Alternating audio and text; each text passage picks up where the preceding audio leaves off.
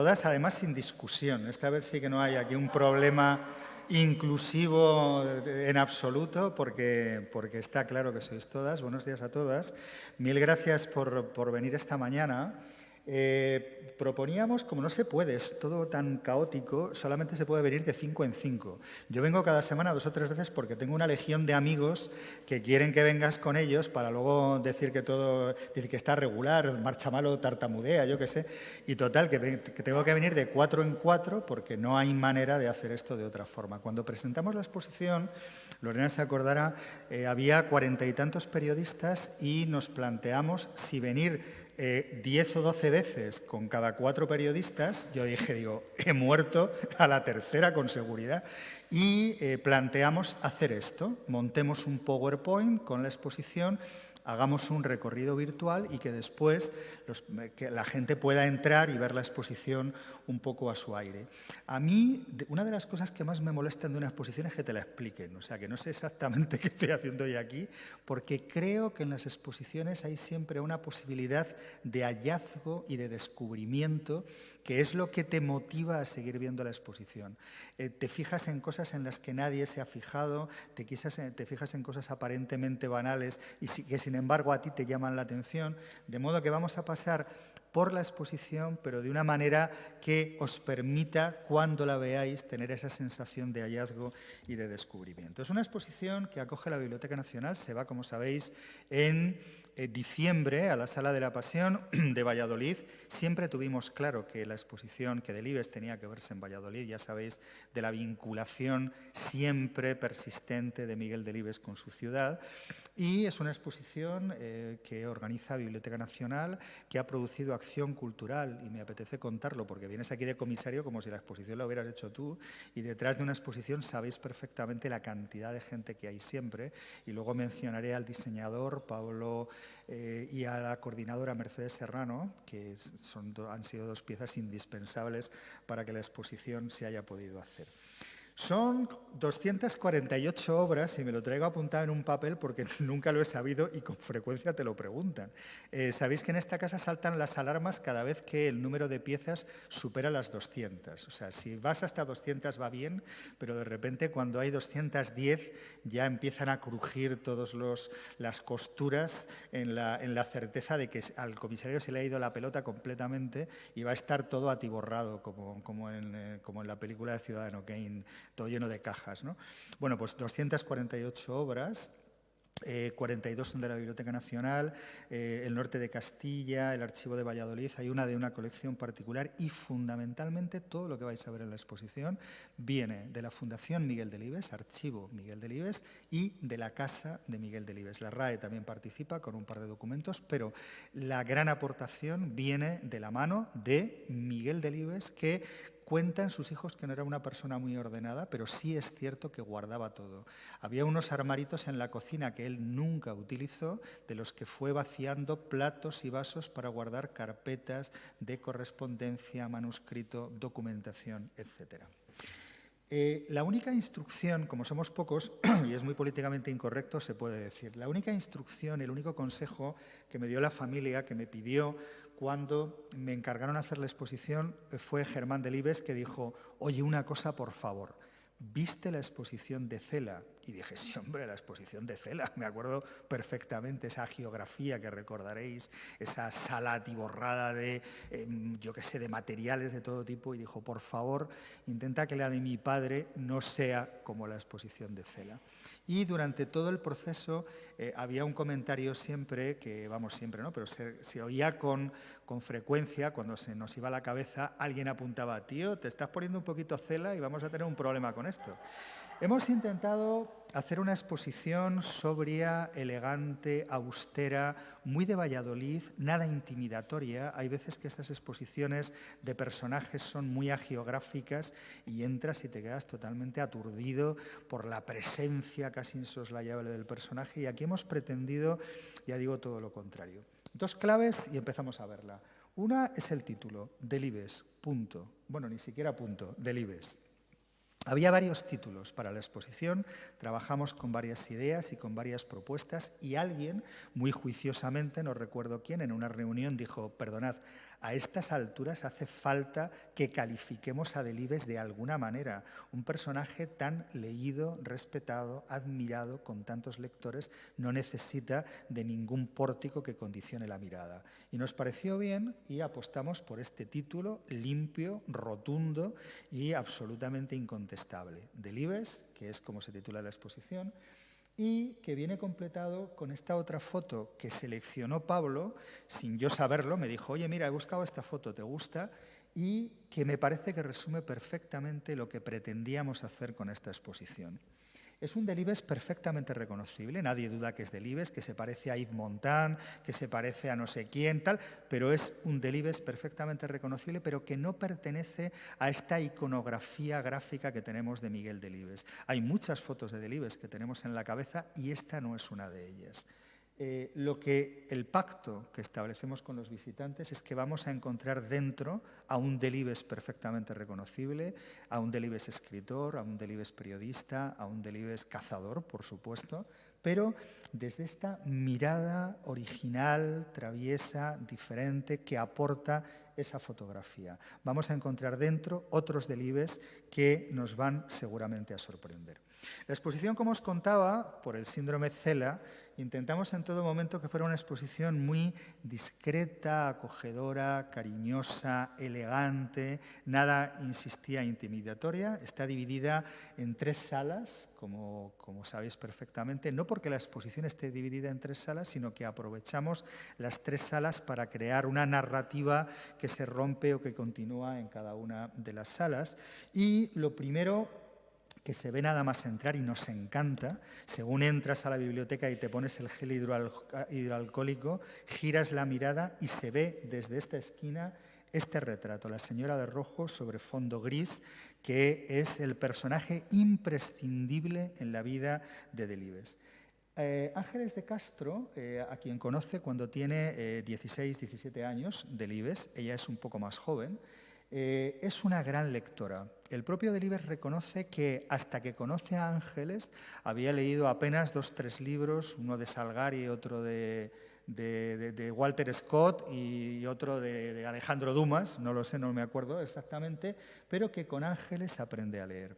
Mostramos en esta primera sala a Ángeles de Castro, mostramos estos libros de la biblioteca que compran juntos, que organizan juntos, se proponen siendo novios hacer una pequeña biblioteca entre los dos y con ella, y los libros los podéis ver aquí, lee a Chekhov, lee a Stendhal, lee a Santa Teresa de Jesús, lee El Quijote, lee a Gómez de la Serna o, por ejemplo, a Oscar Wilde.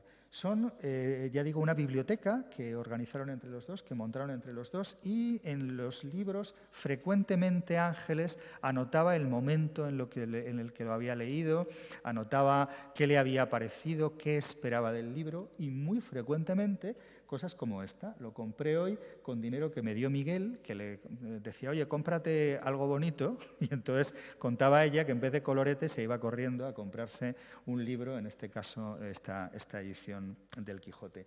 Ella es Ángeles de Castro quien le regala la primera máquina de escribir. Es su regalo de pedida. Cuando se casan, 7 años más tarde, Miguel Delibes regala a Ángeles una bicicleta, el muy egoísta, porque sabéis que le encantaba montar en bicicleta, y dijo, bueno, vamos a ganar a Ángeles para el asunto de la bicicleta, le regala una bici, y ella le regala a Miguel esta máquina de escribir el día que se casan. Se casan un 23 de abril, muy premonitoriamente, cuando ni siquiera era el día del libro, ellos celebraban su aniversario el día del libro. Y esta es, ya digo, la máquina de escribir, una Hermes Baby, donde empieza a escribir Miguel Delibes sus primeros artículos y su primer libro. Luego os cuento. En esta primera parte de la exposición, que titulamos Un hombre de familia, vemos esta especie de álbum familiar, de fotos de familia. Miguel Delibes proviene de una familia, donde los hijos y los nietos hablan de diferentes aspectos de la vida y la obra de sus abuelos. Miguel Delibes viene de una familia numerosa. Dice que pasa toda su vida siempre rodeado de niños porque es el tercero le veis ahí perfectamente, el tercero en la foto esta de crecimiento decreciente, es el tercero de una familia de 8 hermanos. Por tanto, cuenta que toda su vida la pasa rodeado de niños, de que le echan la bronca, con los que discute, que se ponen el bocadillo, yo qué sé, ese tipo de cosas que hacen los niños en familias numerosas, como sabéis. Tenemos varias fotos de Delibes, de su infancia, muy apegada, como veis, a la naturaleza. Todos los Delibes aprenden a nadar, apenas tienen 3, 4 años, todos aprenden a ir al campo, todos aprenden a montar en bicicleta, luego os cuento. Esa es una foto de Delibes del colegio, mostramos también cómo después nace en Campo Grande y enfrente de Campo Grande va al Colegio de las Carmelitas en Párvulos, ese es Delibes. Arriba es una foto del curso de bachillerato, está a la izquierda con una traje de marinero al lado del cura, como veis, y esta es una de las fotos del Colegio de La Salle donde estudió el bachillerato. Hablamos también de sus padres, ellos, Adolfo Delibes Cortés, es abogado, es catedrático de la Escuela de Comercio de Valladolid, y María Setién Echanove es una hija de un abogado burgalés que viene a Valladolid, se casan, él ya bastante mayor, por cierto, siempre le horrorizó a Delibes la idea de la muerte del padre. Cuando se cambian por primera vez de casa en su infancia, cuando sube la escalera a la casa nueva, le da por pensar en que esa es la escalera por la que van a bajar el ataúd de su padre cuando muera, y esa idea de la muerte temprana en la familia y del padre es una idea que le va a acompañar toda su vida. Oye, me encanta cómo me acuerdo de todo. O sea, se me ha olvidado una fecha hoy en la exposición y digo, bien, estoy empezando a olvidarlo porque la verdad que, como veis, lo tengo todo en la cabeza. Él es Frédéric Delibes de Gus, francés. Es el abuelo francés de Delibes que a mí me fascinó. Es sobrino lejano del compositor Leo Delibes, el autor del Acmé que seguro conocéis, y es un técnico especialista en carpintería que viene a España a trabajar en el ferrocarril, en el tendido de la vía férrea que va desde Alar del Rey a Santander. Y se encuentran con tal cantidad de problemas cuando hacen el túnel de Molledo, el túnel que sale en la novela El Camino, que le da tiempo a flirtear con una joven vecina de la localidad, enamorarse de ella y casarse finalmente. Cuando termina de trabajar en el ferrocarril, va a vivir a Valladolid con ella y monta una serrería, una carpintería mecánica de altos vuelos. Se dedica a las obras públicas, se dedica a construir molinos de harina. Gran parte de los antiguos molinos harineros de la zona de Valladolid, Burgos, Palencia, tienen esa placa que habéis visto de la carpintería serrería de Federico Delibes. Es un tipo extraño, Federico Delibes. Cambia su nombre, lo españoliza, y es un hombre que hablan malhumorado, hosco, apartadizo, como después el propio Miguel Delibes confesaba ser, que no vuelve nunca a Francia, rompe, nadie sabe de dónde venía y qué había hecho, porque no tiene ninguna relación con esa familia que había dejado en Francia.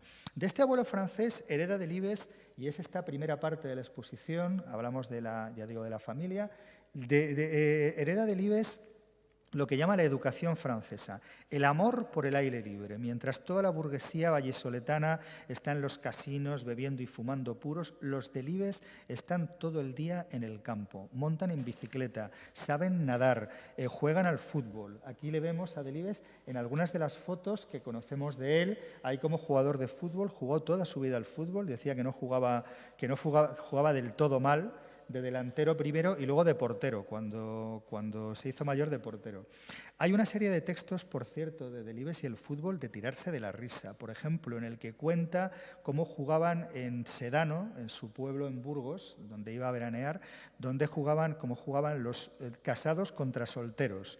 Y que cada vez que el equipo de casados, que eran en general más mayores y menos briosos, veían un soltero que les interesaba, intentaban que se casara por todos los medios para que se viniera con los de su equipo, ¿no? Y tal. Entonces, tiene páginas absolutamente antológicas que tienen que ver con el fútbol.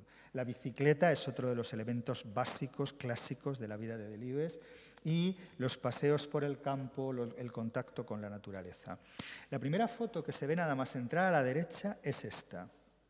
Me encanta, podéis imaginar. Es una foto de Delibes tirándose a bomba a la piscina de su casa de Sedano. Su hija Elisa contó, cuando vino a ver la exposición, que les aterraba ver cómo se tiraba por encima de la verja que tienen para que los niños no pasaran a la piscina y no se cayeran. Y que era costumbre que los hombres de la familia porfiaran a ver quién se tiraba mejor de cabeza, sorteando la verja en cuestión, para terror del resto de la gente que decía: cualquier día se van a dar un golpe con los pinchos de la verja y vamos a tener un problema.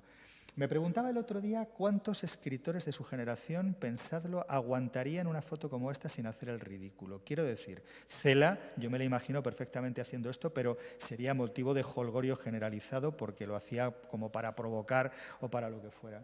Pero Delibes era exactamente así. Al principio, que yo trataba la documentación, como es natural, de una manera muy pudorosa, me pregunté si a la familia le parecería bien poner esta foto en una exposición. Es decir, no toda la familia, ni a todas las familias les puede parecer bien ver a su padre tirándose en bañador.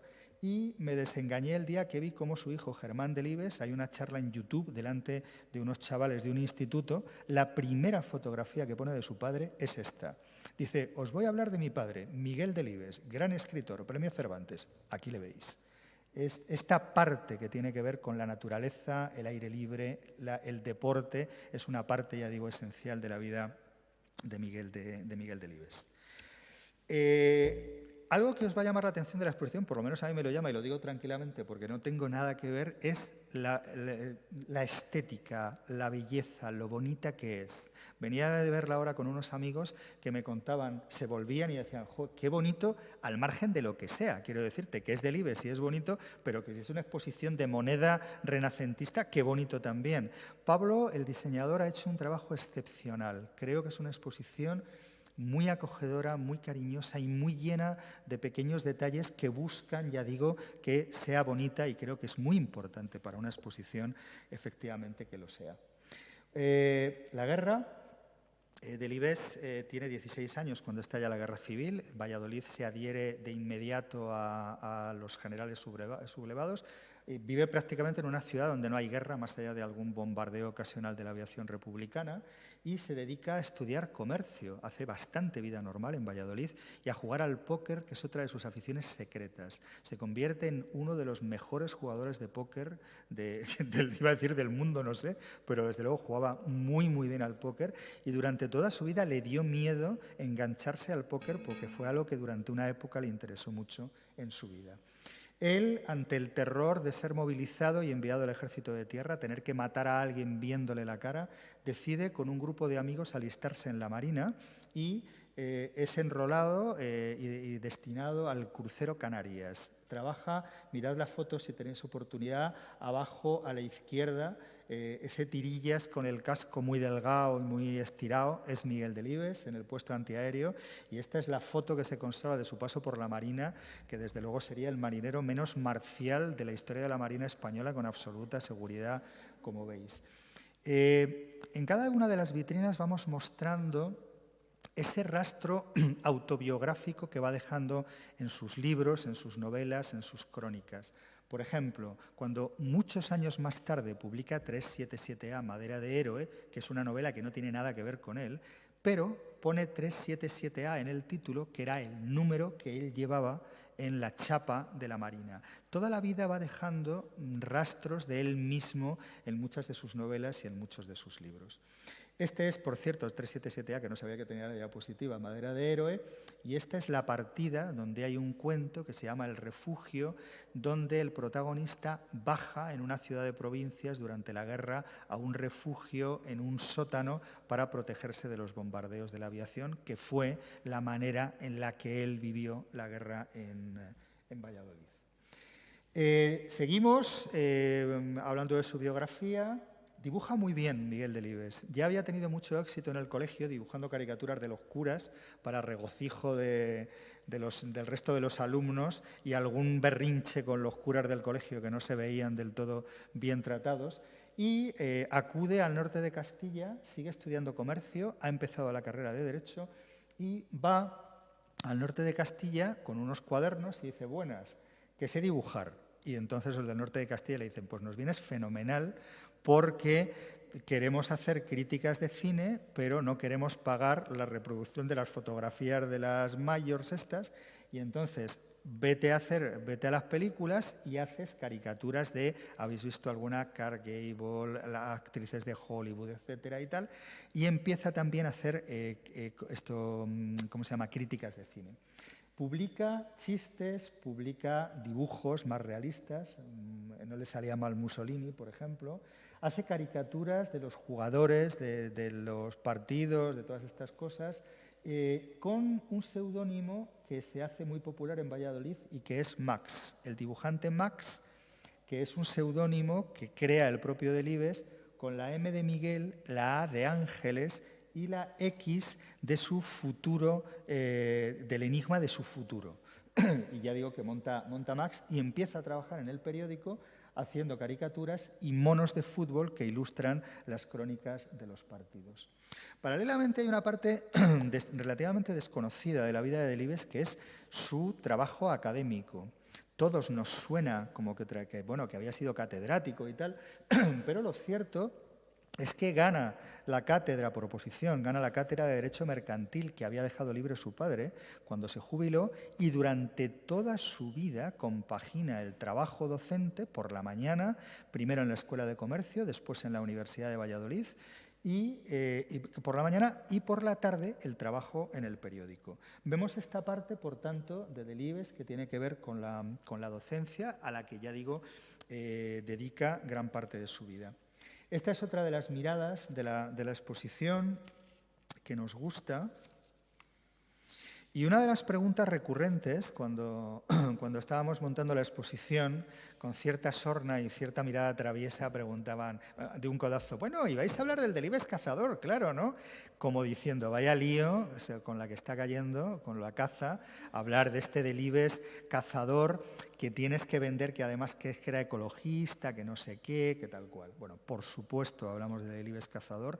La caza es una parte fundamental, no de la obra de Delibes, sino de la vida de Delibes.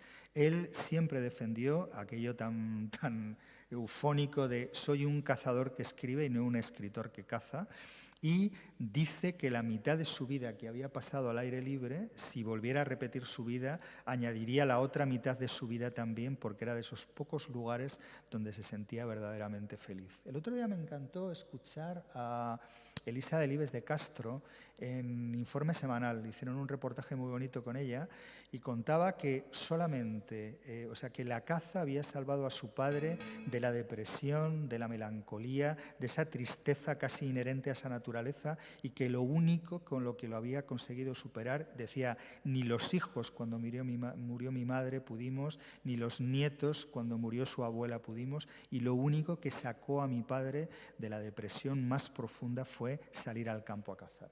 Lo que sí hacemos es hablar de esa parte de la caza según Miguel Delibes. Todos los que no tenemos ni idea de caza, por ejemplo yo, pensamos en la caza de una manera muy abstracta y muy estereotipada. Pensamos en esos señoritos que denuncia Miguel Delibes en sus obras, que van a las monterías, que llevan a alguien que les caza las piezas. Pensamos en estos pescadores a quienes, como hablaban cuando iba Franco a pescar, que le echaban 300 truchas la noche de antes para que no hubiera ningún problema y represaban el río, y entonces las truchas saltaban directamente a la orilla ellas solas, etcétera. La caza de Miguel Delibes no tiene nada que ver con esa caza ni con esa pesca. Miguel Delibes caza él solo, con un amigo, con un hijo suyo, con un familiar y con un perro. Él sale al campo y todo lo que conoce, todo su conocimiento del mundo rural, del mundo de los campesinos, de lo que tiene que ver con la naturaleza, tiene que ver con esas salidas en las que no solamente caza, sino que aprende a interpretar el campo, a interpretar el significado de las nubes, el sonido de los ríos, y todo ese mundo después lo vuelca en su literatura. Él denuncia las monterías en todos sus libros de caza. No va jamás, por supuesto, a un safari, por ejemplo, le horroriza ese tipo de caza, y hace esa misma caza que hacía, por ejemplo, mi abuelo, que era de un pueblo de Guadalajara y que salía de vez en cuando con la escopeta, un perro y un amigo, a ver si se cruzaba una perdiz en su camino que inmediatamente traía a casa y la echaba en la olla porque era la única posibilidad de comer carne ese día. Ese es el tipo de caza que hace Delibes, ese es el tipo de caza que nosotros mostramos en la exposición. Mostramos también estos prismáticos y la guía Peterson de identificación de aves. Una de las cosas que más le gustaba del mundo a Delibes eran los pájaros. Le encantaba la ornitología, observar aves, apuntar sus costumbres. De hecho, cuando en el año 75 es elegido académico, lo que hace es llegar a la academia cada jueves, al pleno de la academia, con voces de aves que quería que se incluyeran en el diccionario, hasta que al final le dicen que por favor que deje ya de llevar palabras porque no es un diccionario de ornitología el de la RAE y que no pueden estar todo el día perdiendo el tiempo con las palabras que trae Miguel Delibes de pájaros, cómo nidifican, el color de las plumas, etc. Tenéis en la exposición al lado de esa guía las cuartillas donde Miguel Delibes anotaba, ya digo, esas voces que querían que se incluyeran. Dejó de venir a las sesiones porque nunca le cogían ninguna palabra y entonces dijo que para qué iba a venir si lo único que él podía aportar eran voces de pájaros y que no les interesaban, y se desinteresó absolutamente por la academia. Pero el día que vinieron de la RAE para traer 2 o 3 documentos que se ven en las vitrinas, la archivera que vino de la RAE decía, bueno, dejó de venir, dice, pero no dejó de mandar cartas donde decía, mando estas cartas de los pájaros, hagan ustedes lo que quieran, pero yo desde luego creo que son imprescindibles para el diccionario y como es natural las incluiría. Premio Nadal. En secreto, en el año 47, antes había leído ya Nada. Nada es otro de los momentos claves de su vida. Lee Nada, Premio Nadal del año 45, en su primera edición, y se queda fascinado. Le fascina Carmen Laforet, le fascina la novela y le fascina la posibilidad de que pueda ganar un Premio Nadal sin tener nada que ver con el mundo literario, que era lo que había visto que le había ocurrido a ella. Aquí está escribiendo en una mesa en Sedano, una mesa de ping-pong, como veis. Le encantaba desplegarse, trabajaba en cuartillas siempre de papel de periódico que le recortaban del sobrante de las bobinas del norte de Castilla. Los 13 últimos metros, cuando ya salía de la rotativa, ese papel se lo cortaban a medida y se lo hacían cuartillas en la que escribió a mano toda su obra. Cuando a finales de los años 90 se informatiza el norte de Castilla, como tantos otros medios, deja de haber papel porque hay ordenadores en las mesas, de repente Delibes dijo, bueno, voy a tener que dejar de escribir porque si ya no hay papel, pues qué necesidad de seguir escribiendo en otra cosa cuando llevo toda la vida con el papel de periódico. Como veréis, si os va a encantar, es una mesa de ping-pong. Durante años escribía en la mesa de ping-pong de la familia, aguantando las preguntas de hijos y nietos que se acercaban con frecuencia a ver cuándo acababa, para ver cuándo podían jugar al ping-pong. Y contaban que muchos días, cuando acababa de escribir, echaba una partida, una eliminatoria a sus hijos y ganaba casi siempre porque vamos viendo la faceta de jugador, no sé qué tal cual, era un gran jugador de ping-pong. Cuando viaja a Estados Unidos hacen un campeonato en el transatlántico que le lleva y llega a la Universidad de Maryland con una copa gigantesca que era la copa de campeón de ping-pong de la travesía porque había ganado al resto de los pasajeros. Este es el Premio Nadal. Como sabéis, hay una historia preciosa de cómo el propio Delibes lee en un teletipo que es finalista del Premio Nadal. Pues él guardó los dos cables de cifra de la agencia Cifra donde se habla del premio y os va a encantar ver el telegrama que por fin consigo leer porque siempre me cuesta muchísimo en la vitrina. Pone Valladolid no sé qué, no sé cuántos tal. Dice, le ha sido otorgado Premio Nadal 1947, punto. Rogámosle envíe datos biográficos y fotografía, punto. Felicitámosle cordialmente. Y nos hemos tirado de la risa todos viendo esto. El otro día estuvo Ana Merino con Manuel Vilas, no sé quién más vino, Lola Herrera, Alsina, porque decimos igualito que ahora, que te dan un premio, te dan el premio Planeta y te mandan un telegrama a tu casa al día siguiente para que digas quién eres porque no tienen ni idea de a quién se lo han dado. Igualito que ahora, como podéis imaginar. Gana el premio Nadal y de repente se convierte, este es el Premio Nadal que tenía así, esta es la mesita, una mesa que hay en el estudio de su casa, donde está, como veis, el premio Príncipe de Asturias, el Premio Nadal y las fotos de sus padres en ese rincón de la casa. Esta es la mesa que nos hemos traído de su estudio, la mesa en la que trabajaba. Es una mesa impresionante porque ves en ella, bueno, parece la mesa de Góngora directamente, o sea, una mesa recia, austera, te digo, sólida como un lanchón de desembarco.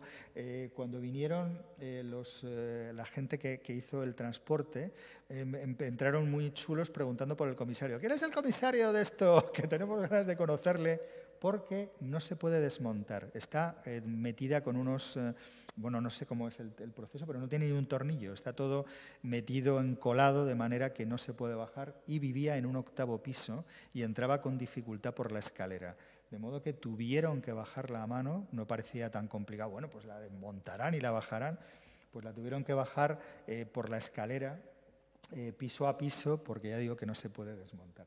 Esta es la mesa de su casa, donde tenía el estudio de su casa y donde escribió gran parte de su obra. Es una mesa incómoda, recia. Fijaos en el tablero porque se ve toda esta cosmogonía de quemaduras de cigarrillos, restos de taza, vasos, salvo la parte central, que era donde escribía, donde ponía los papeles y que iba puliendo con todo el trajín de las cuartillas y del uso, y que se ve perfectamente limpia. Esta sala es la sala donde mostramos los manuscritos. Es iba a decir un capricho, pero no quiero que suene banal. Es una idea que tuvo desde el primer momento el diseñador Pablo cuando vio los manuscritos de Delibes. Son una preciosidad. José Manuel Lucía, que ha trabajado alguna vez en esta casa, montó la exposición, han montado 3 exposiciones, por ejemplo la de Cervantes y la del Centenario. Nos agradecía que se viera el manuscrito, las 400 cuartillas del manuscrito, porque decía, es costumbre mostrar la hoja de arriba nada más, y sin embargo nos gustó lo que significaba el manuscrito, el trabajo que hay detrás de esas 400 cuartillas, en algunos casos 200, 300, escritas, todas ellas a mano, con tachaduras, etc. En esta sala veréis 6 de los manuscritos de 6 de sus libros más conocidos. No creo que lo recuerde porque se me está olvidando ya, pero está El Camino, está El Hereje, está 5 horas con Mario, Las ratas, El príncipe destronado y Los santos inocentes. Bien. Nos gustaba también la idea de reivindicar la obra de Delibes desde los escritores contemporáneos. Hay quien muy prejuiciosamente piensa en Delibes como un escritor antiguo. No digo del 19, pero casi. Este tío de Valladolid, de una ciudad de provincias, con la escopeta, que cazaba, que salía a pasear con los perros y tal, esto no puede ser una cosa contemporánea, y nos hemos preocupado por reivindicar la modernidad, la actualidad y la pertinencia pasmante de la obra de Delibes. Hay libros de Delibes que tienen 70 años y que los lees y que parece que se han publicado la semana pasada, de lo actuales y lo pertinentes que son para lo que está ocurriendo. Marta Sanz, Nuria Barrios, Elvira Lindo, Manuel Longares, Luis García Montero y Lorenzo Silva hablan, aprovechando los manuscritos, de su lectura de esos libros en su momento y si han leído el libro después. García Montero habla de Los santos inocentes, habla de su lectura durante el bachillerato y después de su lectura casi todos los años del libro porque es una de sus obras de referencia. Hay también una voz que acompaña la visita, que es José Sacristán. Hablamos con él para que nos leyera la primera página y media de cada uno de esos libros, que puedes a veces ir siguiendo casi de forma textual en el manuscrito. Escribió El Camino en 21 días a razón de un capítulo diario, y creo que la diferencia entre el manuscrito original y lo que salió después en impreso es de 2 palabras, es decir, que es de esas veces que estaba en una conjunción astral, permitió que prácticamente escribiera el libro de un tirón. Es una sala muy bonita. Esta es la sala desde este lado, con la mesa y los 6 manuscritos en los que se ve además cómo evoluciona su letra. Los manuscritos más o menos tienen una diferencia de una década entre uno y otro, no siempre, pero 7, 8 años y veis cómo a veces esponja mucho la letra, a veces es una letra minúscula, los interlineados a veces son amplísimos o no, dependiendo de su estado de ánimo. Delibes fue un personaje siempre, como os contaba, con una tendencia depresiva, una tendencia a la melancolía, y él mismo contaba cómo en su literatura, en sus libros, se nota el estado de ánimo, pues viendo en el tipo de letra, ya digo, que utiliza. La tercera sala se abre con este retrato de Schomer, impresionante, años 80, Delibes con su cazadora. Sabéis que contaba que tenía muchas cazadoras, todas iguales, porque tenía un hermano piloto del Ejército del Aire y cada vez que le cambiaban el uniforme le daba una cazadora a Delibes, de modo que su armario... El otro día salió en ABC publicada una fotografía de uno de los armarios y se ve que hay 14 cazadoras exactamente iguales. O sea, iban tirándole algunas y tal, pero todas las cazadoras de Delibes siempre eran iguales porque era de la equipación de su hermano el aviador. En esta segunda sala lo que hacemos es pasear por los títulos de Delibes a partir de los años 50. El camino, Siestas con viento sur, Diario de un jubilado, Mi idolatrario José Sí, que nos permiten pararnos en aspectos determinados de su literatura. Por ejemplo, hablamos de Lorenzo y de los diarios de Lorenzo. Es un personaje que va recuperando a lo largo de su vida. Hablamos de los cuentos de Delibes, una faceta muy poco conocida de su literatura. En los años 50 y 60 escribe cuentos para revistas, escribe cuentos para aquellas ediciones pulga minúsculas que después recopila en libros. Fue premio Fastenrath de la Academia por Siestas con viento sur. Y hablamos, bueno, pues de algunos de sus libros. Por ejemplo, de La hoja roja, donde hablamos de cómo era un tremendo fumador Miguel Delibes, fumó toda su vida tabaco de picadura. Y hablamos de que esa novela, que originariamente se iba a titular La sala de espera, es la historia del jubilado y de Desi, la chica que lo cuida, que se ve ya a las puertas de la muerte después de jubilarse, abandonado por su familia y sus amigos. De repente cambia de título porque un día, cuando va a fumar, saca del librillo la hoja roja que indicaba en los librillos de papel de fumar que quedaban 2 o 3 papeles, no sé exactamente cuántos, y que tenías que comprar otro, y entendió que lo que contaba en la novela era precisamente eso, la historia de un jubilado a quien le había salido la hoja roja en el librillo de papel de fumar. Esta es la hoja roja, este es el retrato de Miguel Delibes, que me encanta. Alguien preguntó, oye, y según están las cosas, y si ya no hemos montado el pollo con lo de la caza, vamos a meter a un tipo fumando en una foto así de grande. Y dije, pues claro. Y es una de las fotos favoritas, está guapísimo Miguel Delibes. Vino ayer Nuria Barrios a ver la exposición y dijo, joder, qué tío más guapo, parece un actor de película italiana de los años 50, ahí con el cigarro colgado de los labios. Escribe mucho también sobre el tabaco Miguel Delibes, es un gran fumador, ya digo, fuma prácticamente toda su vida. Y hay unas páginas memorables cuando cuenta que llega a Estados Unidos en el transatlántico con la copa que os contaba de haber ganado al ping-pong, una maleta de libros y otra maleta de tabaco de picadura, que le interceptan en la, ¿cómo se llama esto?, en la aduana norteamericana, diciéndole que dónde va con, no me acuerdo cuántos kilos de tabaco que se había llevado. Y les explico, miren ustedes, dice, vengo a dar clase 6 meses a la Universidad de Iowa, de Maryland, dice, aquí no se hace este tipo de tabaco, dice, y como comprenderá lo tengo que traer de España. Y se le miró al tipo y le dijo, usted fuma, ¿no? Dice, pues ¿qué le voy a explicar del desastre que me ocasiona si de repente me hace dejar todo el tabaco que le dejaron entrar, con el que le dejaron entrar en Estados Unidos?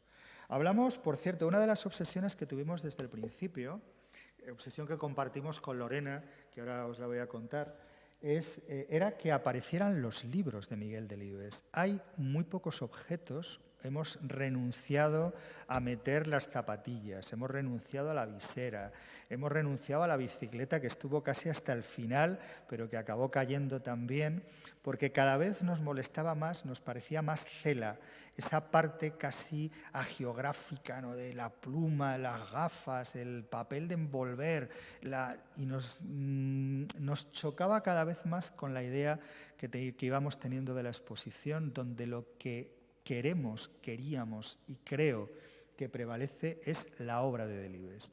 Están todos sus libros y no ha sido fácil dar con ellos porque hay libros que faltan. ¿cómo se llama?, en la biblioteca personal de Miguel Delibes, y estas cubiertas, estas camisas, estas sobrecubiertas no están en la Biblioteca Nacional. En los ejemplares que hay de Miguel Delibes, hasta los años 90 se quitaba la camisa, que es uno de los rasgos de personalidad de este tipo de ediciones. Son ediciones de tela editorial con camisa y además cuentan una historia las camisas, son como muy bonitas, muy identificativas. Por tanto, todos los libros que vais a ver con estas camisas rotas, faltantes, sobadas, esto que se cuenta, fatigadas en el argot, son libros de la biblioteca personal de Miguel Delibes y hemos intentado que estén prácticamente todos porque nos parecía que en la exposición de un escritor era importante que se vieran sus libros. Hay libros, hay dibujos, hay documentos originales, correspondencia, manuscritos, muchísimas cartas, porque ya digo que Delibes guardaba, no digo de una manera enfermiza, pero casi todo lo que tenía que ver con su mundo literario.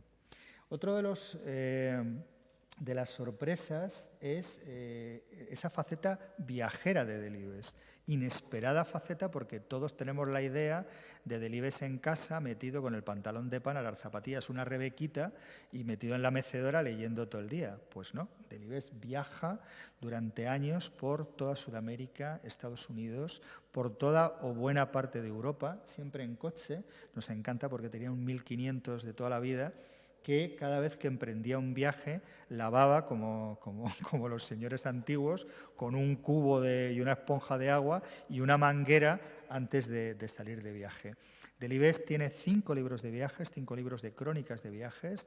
Uno de ellos, por cierto, se titula La primavera de Praga porque estaba destacado como periodista en Praga, en Checoslovaquia, cuando la primavera de Praga, cuando la entrada de los tanques del Pacto de Varsovia, y es uno de los libros, ya digo, de viajes que vemos en la exposición. Hay fotos muy divertidas de Delibes en distintos lugares del mundo, siempre igual, con el abrigo y la boina que llevaba, la chapela o lo que fuera. Ahí le veis, pues hay fotos en París, Venecia, Roma, Hamburgo, Múnich, Lisboa. Aquí abajo está con su mujer, Ángeles de Castro, en Nueva York. Aquí está como profesor invitado en la Universidad de Maryland. Y arriba es una de las fotos suyas que más me gusta, como no montaba en avión siempre que podía evitarlo, de hecho por Europa siempre iba en coche a todas partes. Oye, que hay que ir a Estocolmo. Bueno, pues vamos a salir 4 días antes, en el 1500, y ya llegaremos. Pues esta foto digo que es de las que más me gustó. Está Miguel Delibes ahí detrás en un ensayo, el segundo a mano izquierda, como veis, en un ensayo, dice él, de hundimiento del Transatlántico Constitution, donde ganó el premio del mejor jugador de ping-pong, y estaba tan contento ahí metido con su chaleco salvavidas en el ensayo, ya digo, del hundimiento del barco. Hablamos naturalmente del norte de Castilla y centramos todo lo que contamos del norte en la censura. Delibes lucha toda su vida hasta el año 75 con la censura. Es director del periódico, cuenta que tiene que venir cada sábado a rendir cuentas a la Dirección General de Prensa porque le llaman, porque ha publicado algo que no debía publicar o, la mayor parte de las veces, porque no ha publicado algo que le habían obligado que publicara. Fraga, en el año 63, le obliga a dimitir como director del periódico. Manuel Fraga, personalmente, quiero decirte, era ministro, yo no sé si de Información y Turismo, y a través de la Dirección General de Prensa le obliga a dimitir, chantajeándole, veréis la perversidad, nombra un subdirector que es amigo suyo y le amenaza con echar al subdirector cada vez que tenga un problema más con la censura. Delibes, que hasta ese momento se había jugado su familia, su cocido y su prestigio siendo director, decide que no va a poner en riesgo a un amigo que es subdirector y decide dimitir, aunque siempre sigue vinculado al norte de Castilla. No lo cuento porque yo pensaba que lo sabía todo el mundo. En el año 75, cuando nace El País, el primer director al que se lo propone, o sea, la primera persona a quien Polanco propone dirigir el periódico es a Miguel Delibes, que dice que no. Dice que no, entre otras cosas, porque acaba de enviudar, se ha quedado solo con los hijos pequeños, algunos hijos todavía pequeños en casa, y sobre todo porque tiene un apego a Valladolid que le plantea una enorme pereza el tema de venirse a Madrid. Es un escritor de provincias militante, nunca quiere ser un escritor de Madrid o Barcelona. Él siempre defiende la periferia y esa mirada que te permite la periferia. Habla con Polanco y le dice que está encantado con la oferta, que se le agradece mucho, pero que no puede venirse porque, dice, el Valladolid juega en Valladolid, voy un domingo sí, uno no al fútbol, dice, no voy a dejar de ir al fútbol, y viviendo en Madrid me ocasiona unos percances que no tal, y ¿cómo se llama? Polanco se parte de la risa y llama a Cebrián.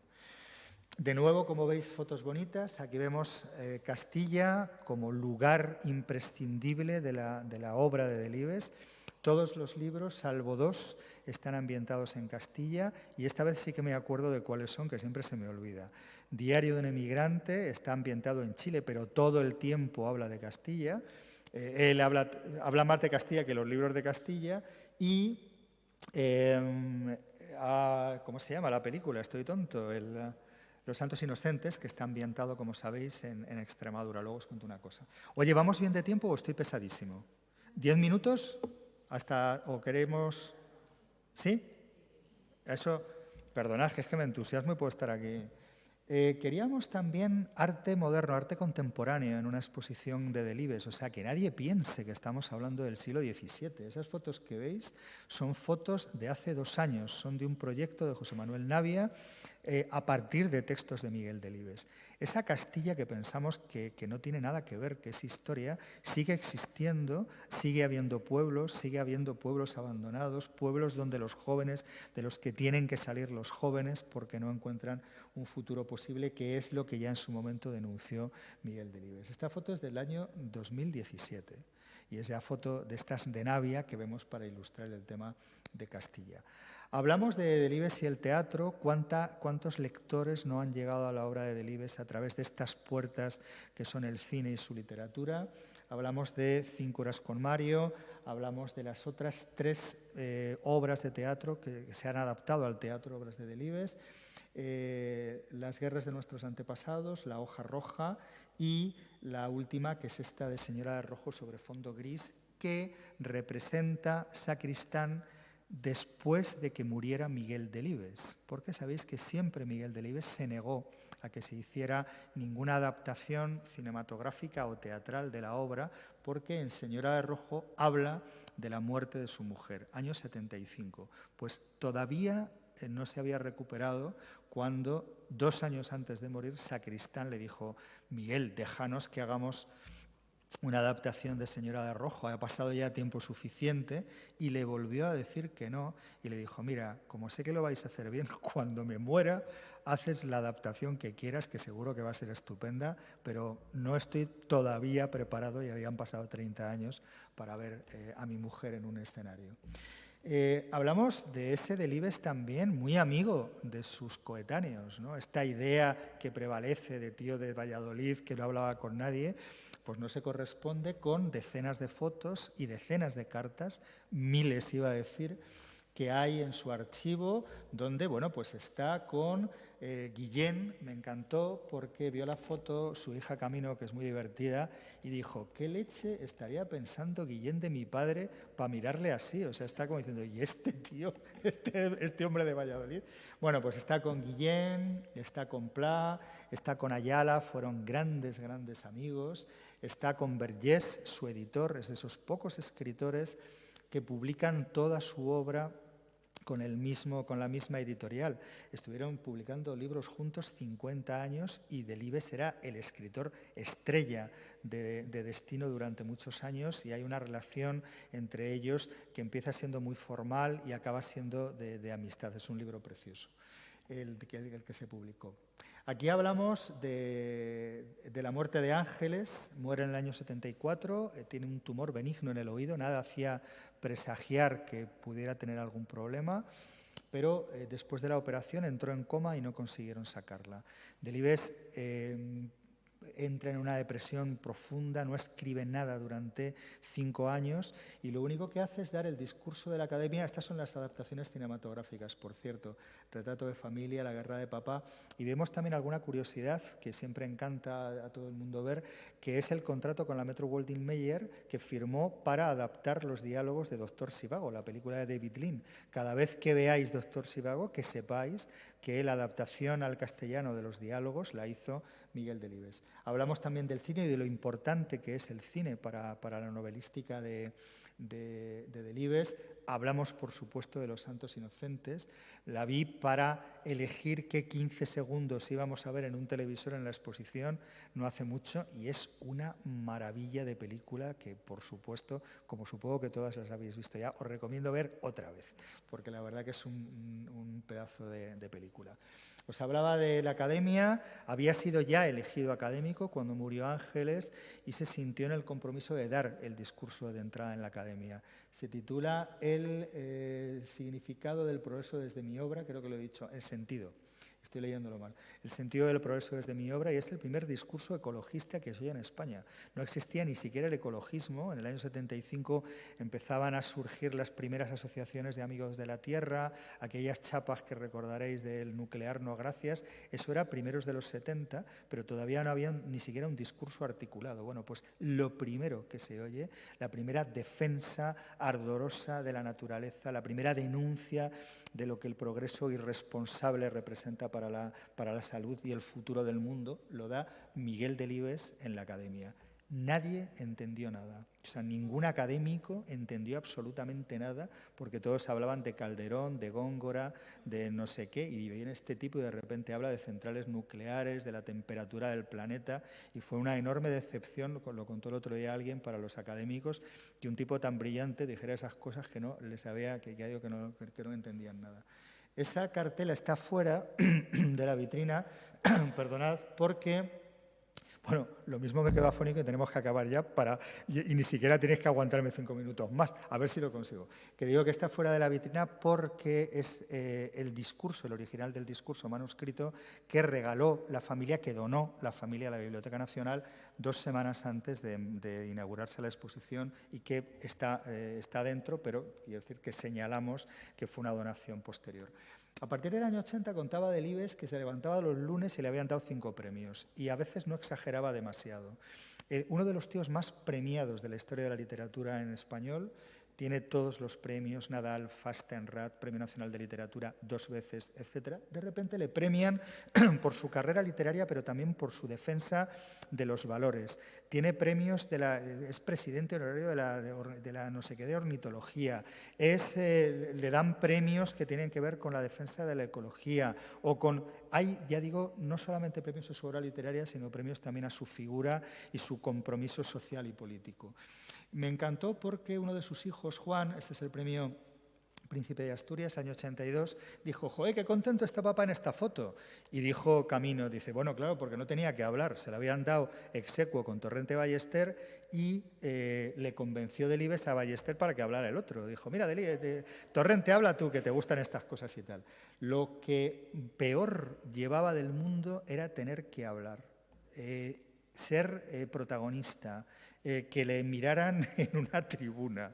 Tanto que cuando le dan el premio Cervantes, está ahí en la tribuna y os aconsejo ver el premio, está en YouTube, el discurso, porque es una preciosidad. Habla de ese trabajo del narrador que emplea gran parte de su vida en vivir las vidas de sus personajes que no envejecen y que al final, dice ese narrador, levanta la mirada y se da cuenta de que es un hombre viejo, que ha cumplido 70 años y que lleva escribiendo 50, etc. Es de una preciosidad. Pues el discurso, veréis cómo sube nervioso a la tribuna, saca las gafas con una parsimonia impostada, no encuentra los papeles, los desdobla, bebe y tal, mientras su hijo Miguel, abajo en el público, tenía una copia del discurso que le había dado su padre por si se desmayaba. Le dijo, tú Miguel, si me desmayo, subes y terminas el discurso. Y los hijos le decían, pero papá, ¿cómo te desmayas? Vendrán los del Samur, será un Cristo. Tú, no sé si decía si me desmayo o cuando me desmaye. Total, que lo pasó, ya digo, fatal, mientras su hijo Miguel abajo le miraba de reojo, seguía el discurso en los folios que tenía por si acaso cuando se desmayara. Hablamos en esta sala, y estamos terminando, del hereje, el último libro. Hablamos de la infancia también, tan importante en Delibes. Hay que ver la cantidad de niños que protagonizan sus novelas y que aportan esa mirada al tiempo ingenua, pero también esperanzadora y brillante del mundo. El hereje es el último libro que escribe, lo escribe con 79 años, se mete en un jaleo de documentación, en una novela histórica por la que merecidísimamente le dan el Premio Nacional de Literatura por segunda vez. Enfermo, él no lo sabía, pero estaba ya enfermo de cáncer, y tuvieron que operarle prácticamente nada más terminar el libro. Salimos de la exposición viendo este retrato, es el retrato de John Ulbricht, que siempre presidió el salón de la Casa de Delibes, con esa correspondencia que me encantó encontrar. Me preguntan a veces, oye, ¿qué hay inédito? Pues inédito no hay nada, porque todo el material, gran parte del material está en la Fundación y es de libre acceso a través de la página web. Quiero decir que estas cartas estaban registradas, archivadas y con su número, pero, bueno, igual que otras muchísimas cartas en las que nadie se conoce que había reparado hasta ahora. Y me encantó porque, cuando lo veáis, fijaos en la segunda carta, la primera le pide fotografías. Voy a hacer un retrato tuyo, otro de Alisande, otro de Azorín. Mándame unas fotografías para ver cuál elijo.